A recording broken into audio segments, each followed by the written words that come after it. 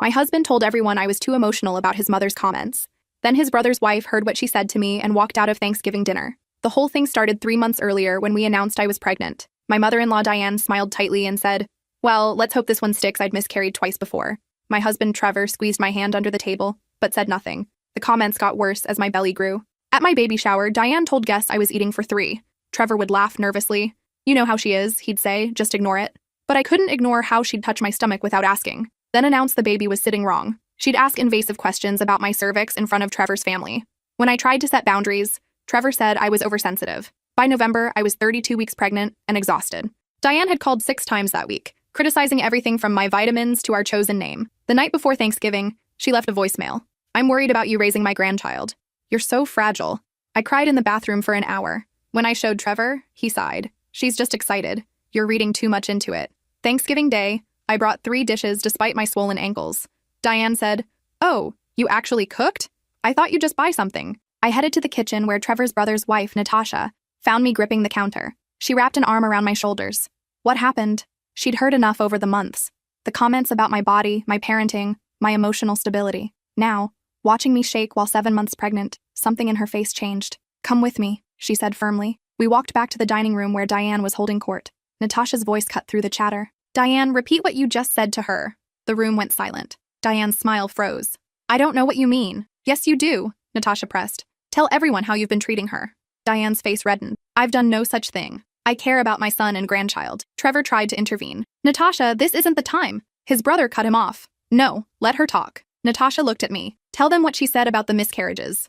My throat closed up. She said, "I probably did something to cause them, that women who can't carry to term shouldn't keep trying." The room erupted. Diane sputtered denials. Trevor's sister started yelling, but Natasha turned to Trevor. "And you've let this happen. Your wife is about to have your child, and your mother has spent months tearing her down while you stood by." Trevor's face went pale. "She's exaggerating. Mom's just old-fashioned." That's when Natasha picked up her coat. "If this is what old-fashioned looks like, I want nothing to do with this family." She looked at me. "You deserve better." Then she walked out. Trevor's brother stood up. He looked at his mother with disgust. Then at Trevor. "You're pathetic." He followed his wife out. Trevor grabbed my arm. "See what you've done? You've ruined Thanksgiving." Something inside me snapped. I shook him off. "What I've done?" I picked up my purse. "I'm going home. You can stay here with your mother." Trevor's jaw dropped. "You're being ridiculous." But I was already walking toward the door. Diane called after me. "You're too emotional to be a mother." I turned back. "And you're too cruel to be a grandmother. You'll never meet this baby." I drove to Natasha's house that night. She let me cry on her couch for 3 hours. Trevor blew up my phone with texts calling me dramatic. His family group chat was full of messages about how I destroyed their holiday. But Natasha's husband made me tea and said, "About time someone stood up to her." Trevor came home 2 days later expecting an apology. Instead, he found half his things in boxes by the door. I'd changed the locks. My lawyer's card was taped to the largest box. When he called screaming, I hung up and blocked his number. My daughter was born 6 weeks later. Natasha was in the delivery room holding my hand. Trevor sent flowers with a card that said, "Let's move past this." I sent them back with a note. "No contact until you acknowledge what your mother did and what you allowed." That was 4 months ago. Now Trevor texts weekly from different numbers I keep blocking. Each message is some variation of the same theme. "You're keeping my daughter from me over one bad day." As if the months of abuse, the years of dismissing my feelings, the lifetime of choosing his mother over me could be reduced to one bad day. His sister called yesterday. She wanted to talk woman to woman. "He misses you," she said. "And Mom's devastated." I almost laughed. "Your mother spent my entire pregnancy telling me I'd be a terrible parent. Now she's devastated she won't get to watch me fail?" His sister's voice got sharp. "You're being vindictive, punishing the whole family because your feelings got hurt." I hung up without responding. The thing about leaving is that people expect you to struggle. They wait for you to come crawling back, broken and apologetic. But I wasn't struggling. My daughter Lily was thriving. She was 4 months old now, sleeping through the night, smiling at everyone she met. Natasha and her husband had become my family. They threw me a baby shower after Lily was born, the kind where people actually celebrate instead of criticizing your food choices.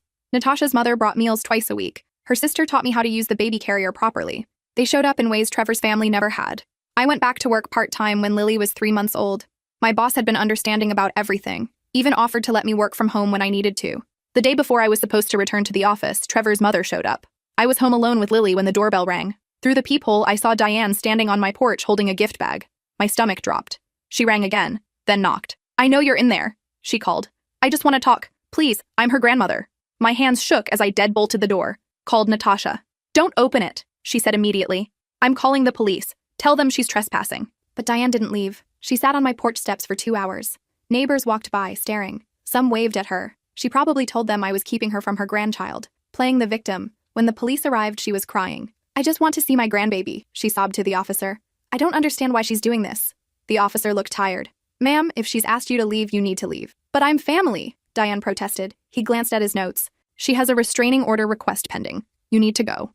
I'd filed it the week before, just in case. After Diane finally left, I sat on the floor holding Lily, shaking. This was supposed to be over. I'd left. I'd set boundaries. But Trevor's family couldn't accept that their actions had consequences. The restraining order hearing was scheduled for 2 weeks later. Trevor showed up with his entire family, his father, his sister, his grandmother. They sat behind him in the courtroom like a show of force. Diane wore black, mourning clothes, as if I'd died instead of simply refusing to be abused anymore. My lawyer presented everything: the voicemails, the text messages, the testimony from my doctor about the stress affecting my pregnancy. Natasha testified about what she'd witnessed at Thanksgiving. The judge reviewed it all in silence. Then he looked at Trevor. "You were aware your mother was making these comments?" Trevor shifted in his seat. "Some of them, yes, but they weren't that serious. Your wife miscarried twice and your mother made jokes about it?" She was trying to lighten the mood. The judge's expression hardened. "That's not humor. That's cruelty." He granted the restraining order. Diane couldn't come within 500 feet of me or Lily. Trevor's jaw clenched. He stood up. "This is insane. She's weaponizing the legal system." The judge cut him off. "No, your wife is protecting herself and your child from documented harassment. If you can't see that, that's your failure, not hers." Outside the courthouse, Trevor cornered me in the parking lot. "You've gone too far," he hissed. "This is my mother." I shifted Lily's car seat to my other hand. "And you're supposed to be my husband, but you chose her." His face flushed. "I didn't choose anyone. I just didn't want to cause problems." "That's the same thing," I said. "You stood by while she tore me apart. That was your choice." He grabbed my arm. "This isn't over. I'll fight for custody." I pulled away. "Good luck with that. You've barely tried to see your daughter. You sent flowers once. Because you won't let me. I told you my terms.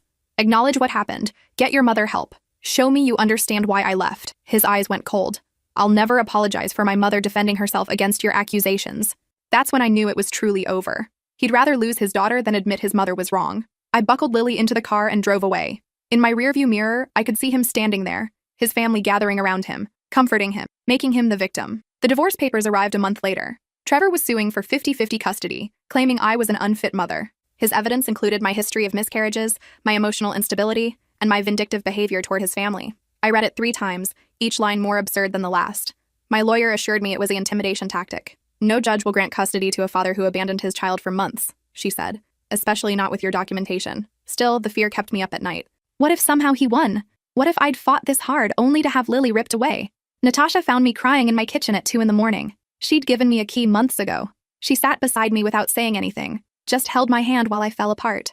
"I'm so tired," I whispered. "I know," she said, "but you're also the strongest person I've ever met." I didn't feel strong. I felt broken, but I kept showing up. To the custody evaluations, the mediation sessions, the endless lawyer meetings, Trevor played the wounded husband perfectly. His mother had coached him well. He talked about how much he loved Lily, how he'd made mistakes but wanted to be a father. He cried when describing how I'd shut him out of the delivery room, which was a lie. He'd never tried to be there, but his tears were convincing. His lawyer painted me as bitter and controlling, a woman so damaged by her own insecurities that she'd weaponize a child against her father. They showed carefully edited text messages that made me look unstable. They emphasized my postpartum period, suggesting I wasn't in my right mind. The custody evaluator interviewed everyone. Trevor's whole family spoke on his behalf. They described me as paranoid, jealous of Trevor's relationship with his mother, unable to handle normal family dynamics.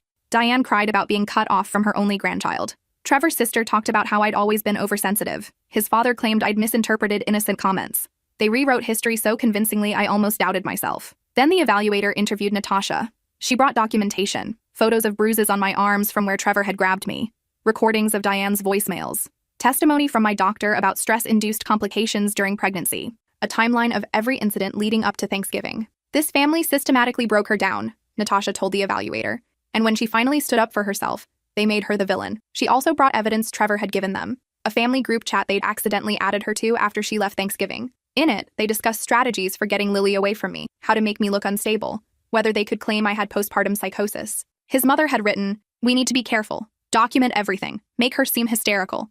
They'd been planning this since the day I left. The evaluator's report came back 3 weeks later. She recommended I retain full custody with supervised visitation for Trevor, only if he completed parenting classes and therapy. The supervision requirement enraged him. His lawyer filed motion after motion, each one claiming bias.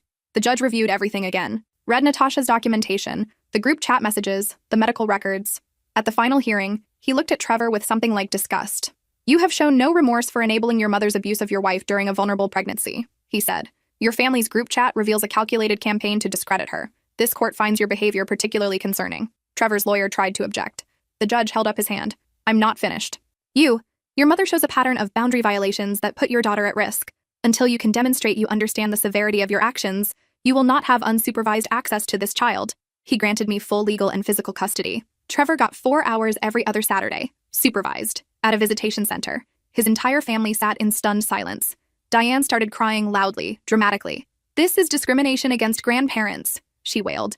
The judge didn't even look at her. Court is adjourned. Outside, Trevor's father approached me. He'd been quiet through everything, letting his wife and son take the lead. Now he looked tired, older than I remembered. "This isn't what I wanted," he said quietly. I stared at him. "Then you should have stopped it."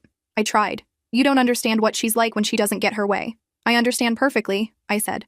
"I lived it. The difference is I left." He nodded slowly. "I know. I'm sorry I never stood up for you." It was the closest thing to an apology I'd gotten from any of them, but it was years too late. I walked away without responding. Lily had started to fuss in her carrier. She was hungry. Trevor showed up for his first supervised visit wearing a suit, like he was going to a business meeting instead of seeing his daughter. The supervisor, a kind woman named Patricia, greeted us both professionally. "Mom, you can wait in the lobby or come back in 4 hours."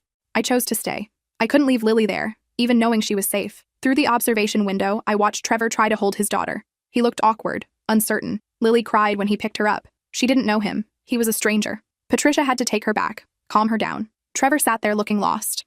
After 20 minutes, he asked Patricia if he could just watch her play instead. She was 6 months old. She couldn't play. She could barely sit up. He didn't know that. He'd never asked about developmental milestones, never learned what babies do at each stage. He'd been too busy playing victim to learn how to be a father. When the 4 hours ended, he left without trying to talk to me. I could see the anger in his posture. This wasn't how he'd imagined fatherhood. He probably thought he'd walk in, be the hero, and I'd realize my mistake.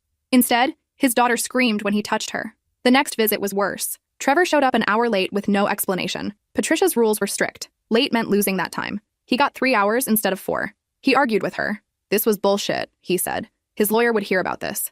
Patricia remained calm. "These are court-ordered rules. I don't have flexibility." He spent those 3 hours on his phone, occasionally looking at Lily, sometimes trying to engage her, but mostly just sitting there, resentful. By his 4th visit, he stopped coming. "Something came up," he texted Patricia. "I'll reschedule." He never did. Weeks went by, then months. He sent money, the court-ordered child support, but he didn't ask to see Lily, didn't send birthday cards, didn't check in. He'd wanted custody to punish me. When that failed, he lost interest. His family went silent too. No more texts, no more showing up at my door. The restraining order probably helped, but I think they realized they couldn't control this narrative. They couldn't make themselves the victims when a judge had seen through them. Lily turned 1. We had a small party at Natasha's house. Just close friends, real family, the people who'd shown up when it mattered. I'd made her a smash cake that she absolutely destroyed, frosting everywhere. Natasha took approximately 500 photos.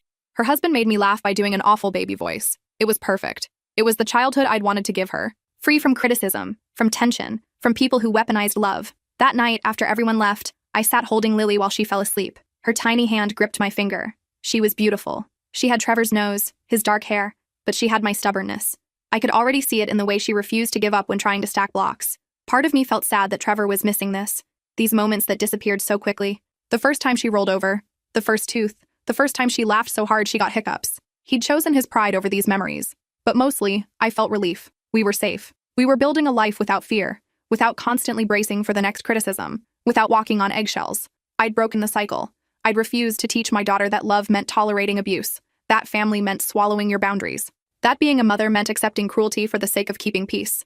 My phone buzzed.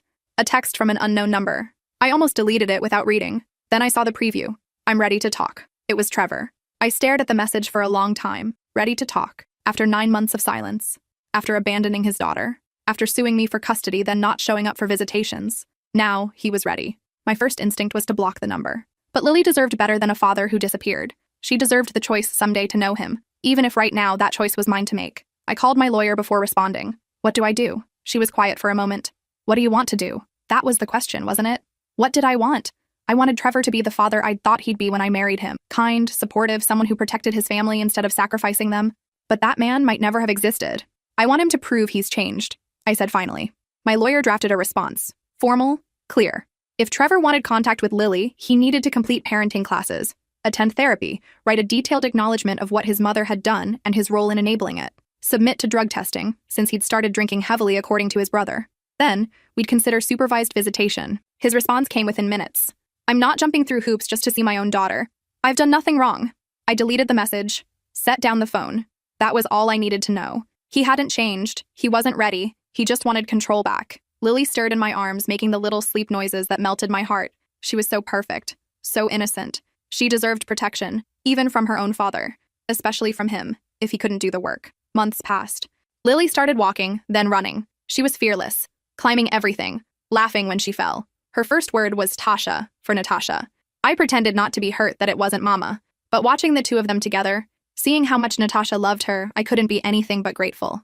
Trevor sent Christmas presents, expensive ones, a designer dress for a toddler who played in dirt, a toy too advanced for her age, a card that said, "From Daddy, who loves you even though Mommy won't let me see you." I donated the presents, kept the card for evidence. My lawyer added it to the file. His family's whisper campaign continued through mutual friends. I heard through the grapevine that Diane was telling everyone I'd brainwashed Trevor into leaving her, that I was poisoning Lily against her whole family, that I'd had some kind of mental breakdown and couldn't be trusted. I stopped correcting people.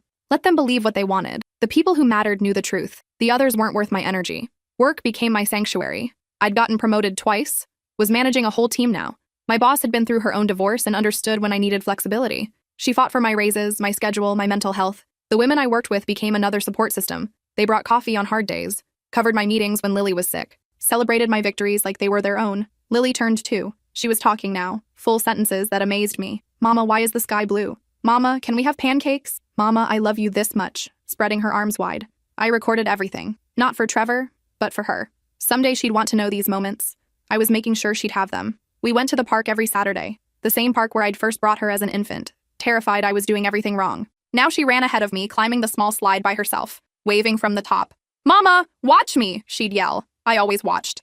Other parents noticed we were always alone. No partner, no extended family. Once, a woman asked if it was just the two of us. "Yes," I said simply. She didn't pry, just smiled and said, "You're doing great." I cried in the car afterward, because I'd needed to hear that, because I'd been so afraid I was failing her, because sometimes the smallest kindness broke through the armor I'd built. That spring, Trevor's brother reached out.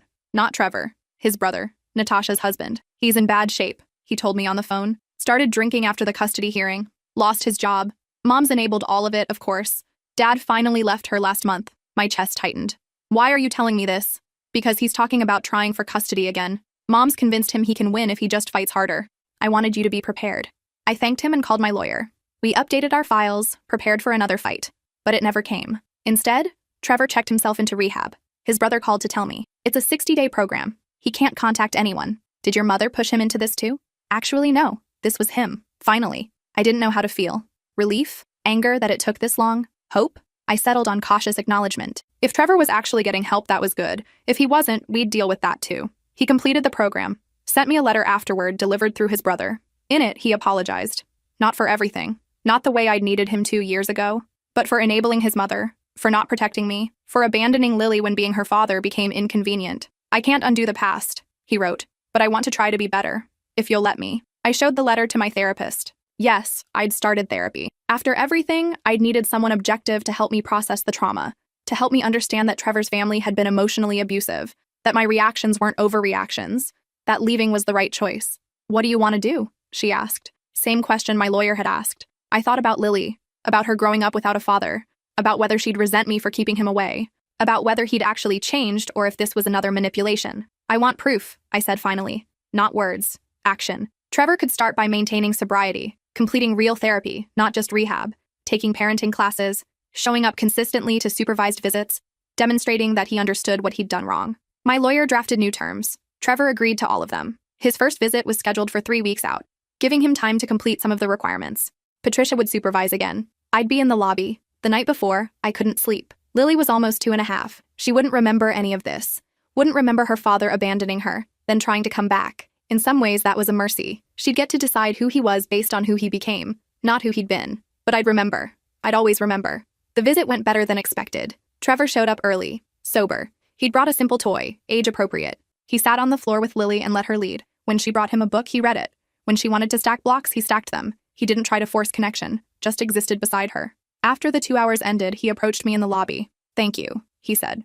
Not demanding more time, not complaining about restrictions, just gratitude. This doesn't fix everything, I said. I know. He looked different, thinner, older, tired in a way that seemed deeper than physical exhaustion. I put you through hell. It wasn't a question. Yes, and I can't make up for that. I just want to try to be a decent father. If you'll let me. Slowly. I nodded. Slowly. And if your mother contacts me, this ends. His jaw tightened, but he agreed. She's out of my life. Dad left her. None of my siblings talk to her. She's alone now. Part of me felt satisfaction at that. The woman who'd caused so much pain was finally facing consequences. But mostly, I felt nothing. She wasn't my problem anymore. Trevor kept coming. Every week, then twice a week. Always early. Always sober. Always patient with Lily. Slowly, she warmed to him. Started running to him when he arrived. Calling him daddy. Saving toys to show him. It hurt watching their relationship grow. Not because I didn't want it. Because it made the loss more real. We could have had this all along. He could have been there from the beginning. Instead, we'd lost 2 years. Lily would never remember her first Christmas, her first birthday, her first steps. He'd thrown all of it away. But I swallowed the resentment, buried it. Because Lily deserved better than parents who couldn't coexist. After 6 months of consistent visits, my lawyer recommended moving to unsupervised time. Short visits at first, an hour at the park, lunch at a restaurant. I agreed reluctantly, gave him my rules. No contact with his mother. Regular updates. Lily returned on time. Any violation meant back to supervision. He followed every rule. Lily turned 3. She wanted a princess party. Trevor asked if he could come. It felt too soon. But Lily had started talking about Daddy, asking why he couldn't come to things. I couldn't explain to a 3-year-old the complexity of what we'd been through. So I invited him. Just him, not his family. The party was at Natasha's house again. Trevor arrived with a wrapped present and a card. He stayed on the edges, not trying to take over. When Lily ran to show him her cake, he admired it. When she wanted him to play musical chairs, he played. Natasha watched him carefully. So did her husband, ready to intervene if needed. But he behaved. When he left, he thanked me again. I know this was hard for you. Everything about this has been hard. He nodded. I'm sorry I made it that way. It was the most honest conversation we'd had in years. We started coordinating better. He'd take Lily for a few hours on Saturdays. I'd have actual time to myself. Time I spent grocery shopping without a toddler, getting my hair cut, sitting in coffee shops reading, remembering who I'd been before I'd become just mama. Trevor sent videos of their outings, Lily at the zoo, Lily at the playground, Lily eating ice cream with chocolate all over her face. I saved everyone. Not for him, for her. Patricia called one day with news. Trevor's requested to end supervised visits permanently, move to a regular custody schedule. My stomach dropped. Already? He's met every requirement, maintained sobriety for 14 months, completed therapy. His parenting class instructor wrote a glowing letter. I have no grounds to recommend continued supervision. I called my lawyer. She agreed. He's done everything right. A judge would approve this. I thought about fighting it anyway. But on what grounds? That I still didn't trust him? That I remembered who he'd been? That wasn't fair to Lily. We mediated a new custody agreement. Every other weekend. 1 evening per week. Holidays split. It was more time than I wanted to give him, but it was what fathers got. What he'd earned. The first weekend drop-off was terrible. Lily clung to me. Mama, don't go. Daddy's going to have so much fun with you. You'll have your own room at his place. Trevor had moved to a new apartment. 2 bedrooms. He'd sent me photos. Her room was pink, full of toys, carefully child-proofed. He'd done his research. But I want to stay with you, Lily sobbed. I nearly took her back. Nearly said this was too fast. But Trevor knelt down. Hey, Lily Pad. I know it's scary, but Mama will be here when you get back. And we're going to make pancakes for breakfast. Your favorite. She sniffled. With chocolate chips? So many chocolate chips. She looked at me for permission. I nodded, fighting tears. Go on, baby. I love you. Watching them drive away was one of the hardest things I'd ever done. I went home to an empty apartment, sat in the silence, cried until I couldn't breathe. Natasha showed up an hour later with wine. How are you? Terrified. She sat beside me. He's not the same person anymore. What if he is? What if he's just pretending? Then we'll deal with it. But give him the chance to prove he's changed. Lily came back Sunday evening chattering about pancakes and parks and a movie they'd watched. She'd had fun. She'd been safe. Trevor looked exhausted, but happy. Same time in 2 weeks? He asked. I nodded. It got easier. The drop-offs, the pickups, the time apart. Lily thrived with both of us. She had her room at my place, her room at Trevor's place. Different toys, different routines. She adapted better than I did. Trevor and I developed a rhythm. Polite texts about schedules, brief conversations at exchanges. We talked about Lily, never about us. Never about what had been. One night, Lily asked why Daddy didn't live with us. She was 4 now, old enough to notice things. I'd prepared for this question, rehearsed my answer with my therapist. Sometimes parents love their kids but can't live together. I said carefully, it doesn't mean anything's wrong with you. Did you stop loving Daddy? Out of the mouths of babes. I stopped feeling safe with him. I said honestly, and when you don't feel safe, you can't stay. She processed this. But I'm safe with Daddy now? Yes. He worked very hard to make sure you're safe. She nodded and went back to her coloring. Like it was that simple. Maybe for her, it was. Trevor started dating someone. I heard through Lily, who mentioned Miss Caroline. My chest tightened with an emotion I couldn't name. Not jealousy. Something more complicated. He was moving on. Building a new life. While I was still stuck in the aftermath of our old one. I asked Lily about her carefully. Miss Caroline is nice, Lily said. She makes cookies, but not as good as yours, Mama. I shouldn't have felt smug about that. I absolutely did. Trevor called me before he introduced them officially. I wanted to let you know. It's getting serious. I'd like Lily to meet her properly. Is she around my daughter when you have custody? No. I wanted your permission first. That mattered. Him asking. Him respecting my role. Tell me about her. He did. Caroline was a teacher. Patient. Kind. She knew about his past, what he'd done. She'd encouraged his continued therapy, demanded honesty. She had her own boundaries. She sounds too good for you, I said. He laughed. It was strange hearing him laugh. She is. But I'm trying to deserve her. I gave permission. Met Caroline a week later at a neutral location. She was younger than me, prettier, more put together. Everything I felt like I wasn't anymore. But she greeted me with genuine warmth. I've heard so much about you. Trevor says you've been incredibly gracious through all of this. I nearly laughed. Gracious wasn't the word I'd use. But I appreciated the sentiment. We talked about Lily. About her routines, her preferences, her fears. Caroline took notes. Actually cared about getting it right.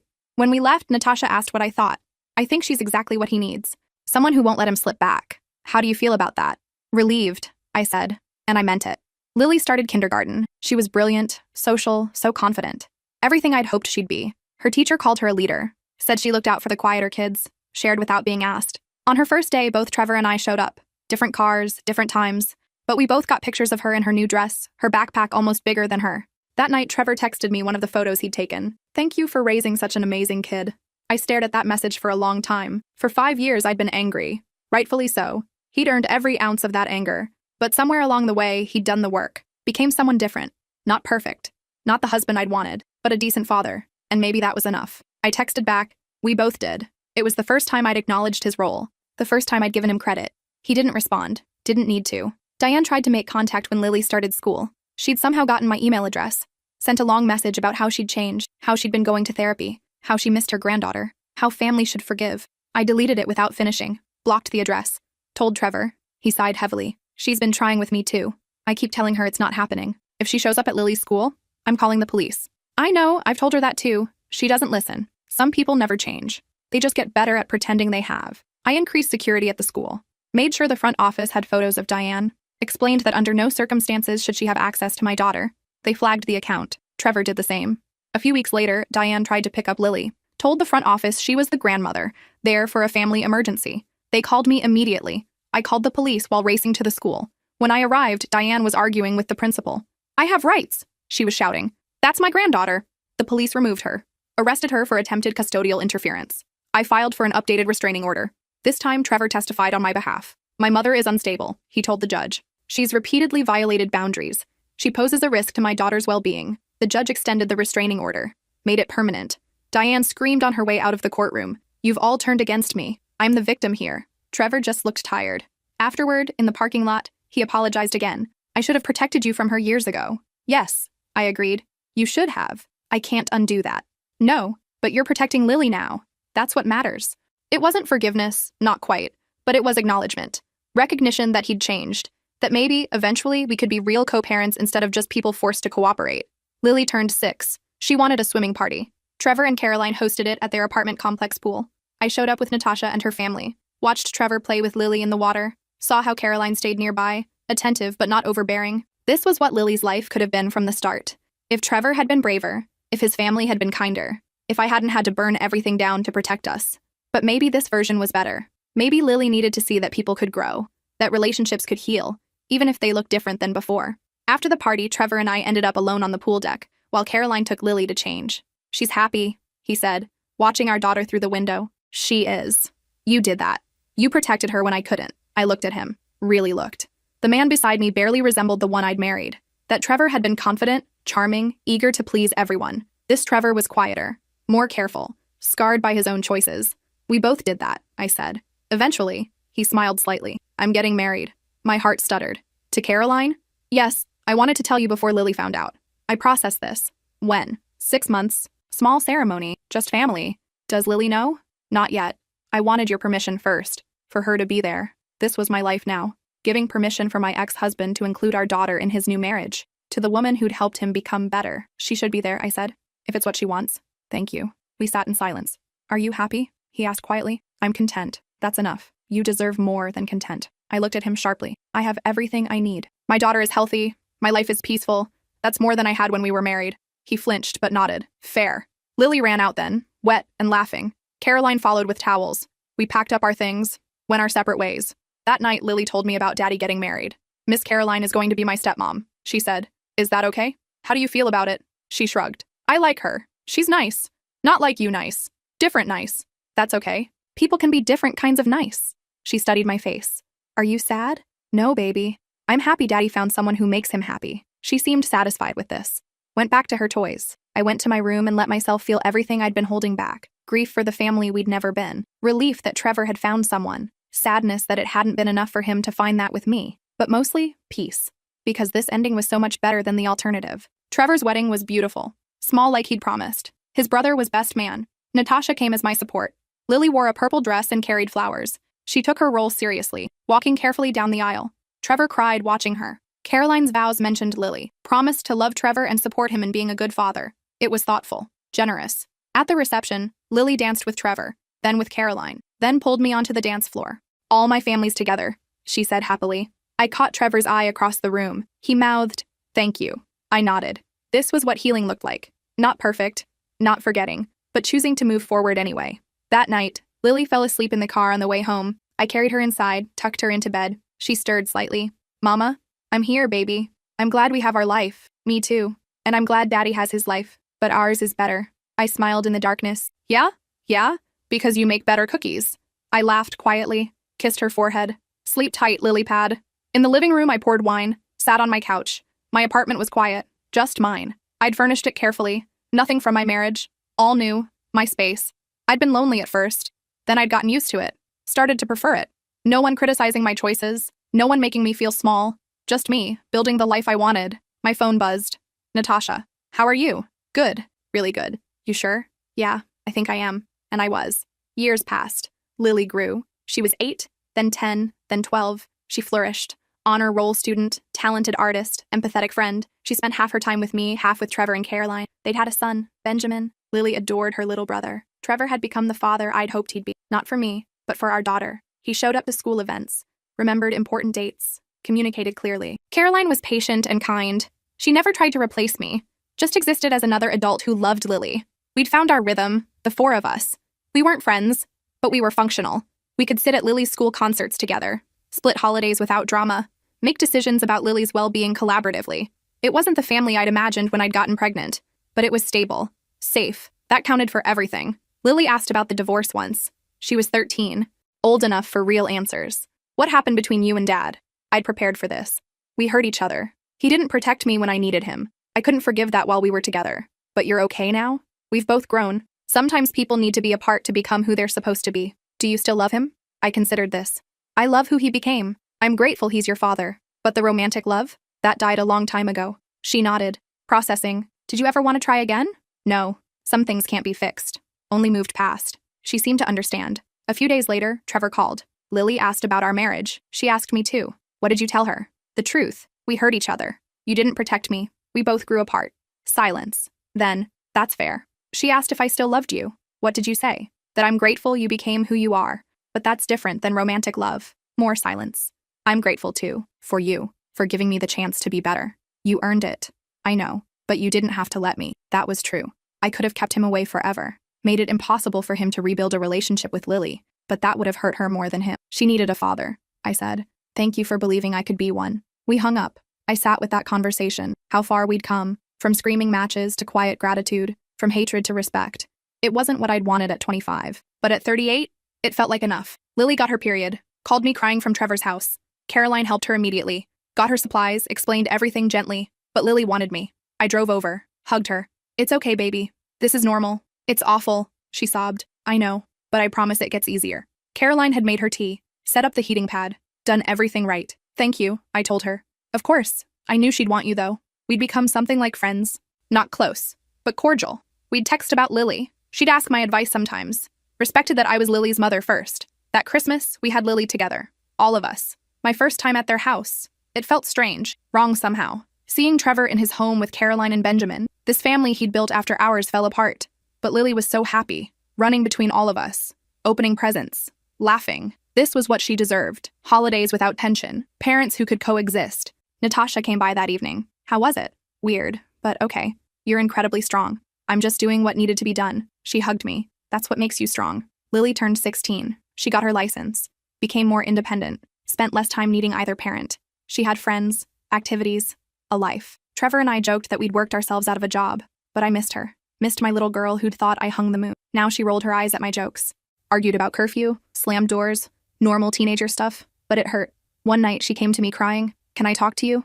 Always. She told me about a boy, how he'd been sweet at first, then possessive, jealous, how he'd criticized her clothes, her friends, how he made her feel small. My blood ran cold. Did he hurt you? No, but I felt scared. Like if I stayed, he would. What did you do? I broke up with him. He called me crazy, said I overreacted. I pulled her close. You did exactly right. Never stay with someone who makes you feel unsafe. That's what happened with you and Dad, isn't it? I stilled. Yes. He made you feel unsafe. Not physically, but emotionally. He let his mother hurt me, didn't protect me. That's its own kind of unsafe. I don't want to be like you were. Scared and pregnant and alone. You won't be. Because you already know what red flags look like. You left at the first sign. That's brave. She cried into my shoulder. I was so scared to tell you. Thought you'd be mad. Never. I'm proud of you for trusting yourself. We talked for hours. About boundaries. About recognizing abuse. About the difference between love and control. Things I'd learned too late. Things she was learning now. The next day, I called Trevor. Told him what happened. He was quiet. I was that boy once. Dismissing your feelings. Letting someone hurt you. Yes. I'm glad she's stronger than I was. Me too. Lily graduated high school. Valedictorian. Full scholarship to college. Her speech mentioned both her parents. How we'd shown her different kinds of strength. Trevor's redemption. My resilience. I cried watching her. This brilliant, confident young woman. We'd done that. Both of us. In our broken way. At the party afterward, Diane showed up. I hadn't seen her in 12 years. She'd aged badly. Looked bitter. Angry. Security stopped her at the entrance. Lily came over. Who is that? Your grandmother. Your dad's mother. Lily's face hardened. The one who hurt you? Yes. Get her out of here. Security escorted Diane away. She was screaming about rights, about family, about forgiveness. Lily watched her go. I don't need people like that in my life. No one does. Trevor approached us. I'm sorry. I don't know how she knew. It's okay, Lily said. She's gone. That night, the three of us, me, Trevor, and Lily, sat in my backyard. I'm proud of both of you, Lily said. You figured it out. Became what I needed. Trevor looked at me. We did, didn't we? I nodded. Lily left for college in August. I helped her move into her dorm. Cried the whole drive home. My apartment felt too quiet. Too empty. She'd been my whole world for 18 years. Now she was gone. Trevor texted that night. You okay? Empty nest is hard. Yeah. Want to get coffee? Compare notes? I stared at that message. Coffee with my ex-husband. To talk about our daughter leaving. It felt too intimate. Too close to friendship. But also, maybe necessary. Sure. We met the next day.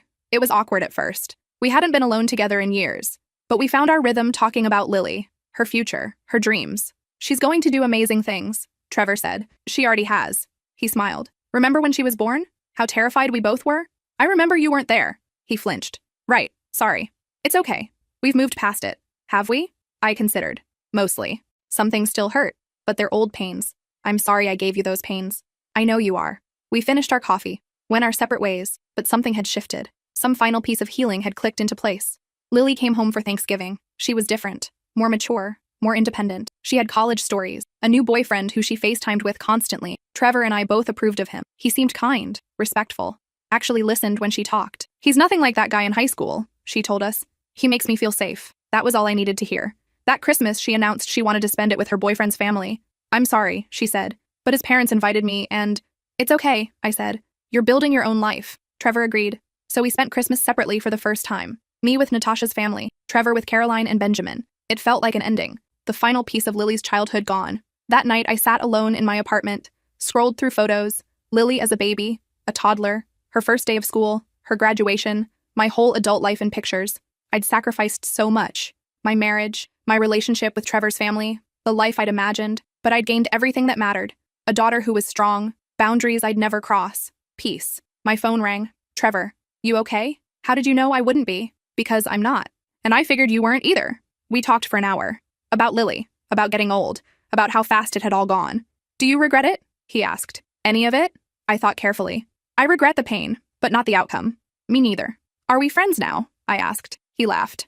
I don't know, are we? Maybe, in some weird way. I'd like that. Me too. We hung up. I sat in the silence, smiled slightly.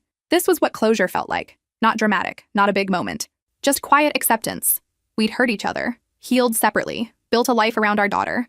And now, finally, we'd found peace. It wasn't the ending I'd expected, but it was the one we'd earned. And that made it perfect. Lily got engaged at 23, to the kind boyfriend who'd become her steady partner. Trevor and I both walked her down the aisle, one on each side. It felt right. We'd both helped make her who she was. At the reception, she gave a speech thanking us for showing her what not to do, and what to do when things go wrong, for proving people could hurt each other and still raise someone good. You could have used me as a weapon, she said, but you didn't. You put me first, both of you eventually. That's the best thing you ever gave me. I caught Trevor's eye. He was crying. So was I. After the wedding, we sat together, two parents watching their daughter dance with her new husband. We did okay, Trevor said. We did. I'm sorry for everything I put you through. I know. Will you ever really forgive me? I thought about that. About the years of pain, the fear, the anger, all of it. I don't know if forgiveness is the right word, but I've let it go. That's close enough. He nodded. Thank you for giving me the chance to be her father. Thank you for taking it. We sat in comfortable silence. Two people who'd destroyed each other, who'd rebuilt separately, who'd found a way to coexist for someone they both loved. It wasn't romantic. It wasn't even friendship exactly, but it was something good, something hard-won. That night, I drove home alone. My apartment was quiet. I poured wine, sat on my couch. My life hadn't turned out how I'd planned, but it had turned out well. I'd protected my daughter, built a career, found peace, and I'd shown Lily something important, that you could leave, that you could survive, that choosing yourself wasn't selfish. It was necessary. My phone buzzed. Lily. Thank you, Mama, for everything. I smiled, texted back, I love you, Lily Pad. Always. And I did. That was enough. That was everything.